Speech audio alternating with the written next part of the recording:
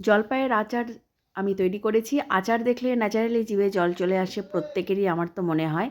এই ছিল জলপাইয়ের আচার।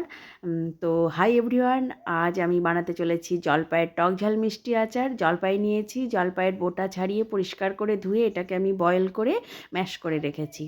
আর এদিকে আমি যে মশলাগুলো নিয়েছি, 2 চামচ মৌরি নিয়েছি, ছোট চামচ 2 চামচ জিরে নিয়েছি, আর 1 চামচ নিয়েছি ধনে, 3টে শুকনো লঙ্কা, আর 1 চামচ নিয়েছি 5 ফোড়ন দিয়ে শুকনো কাঠকড়াইয়ে টেলে নিয়ে এটাকে আমি গুঁড়ো করে রাখবো। আর এদিকে জলপাইগুলোকে তো আমি ম্যাশ করে রেখেছি। এবার ফ্রাইং প্যানে সর্ষের তেল দিয়ে আমি ম্যাশ করা জলপাইটা ছেড়ে দিয়ে আচারটা বানাবো আর কি। এই যে তেলটা দিয়ে দিলাম, প্রায় 3 চামচ তেল দিয়েছি, দিয়ে জলপাইটা ছেড়ে দিয়েছি।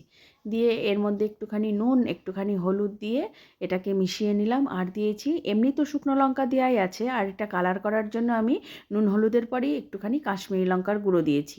তারপরে সেটাকে মিশিয়ে নেবার পর এর মধ্যে বিট নুন আর ওই যে মশলাগুলো আমি শুকনো কাঠকড়ায় টেলেছি সেটা গুঁড়ো করে রেখেছিলাম অর্ধেক মতো দিয়ে দিয়েছি। দিয়ে তারপরে আমি গুড় দিয়েছি, আখের গুড়।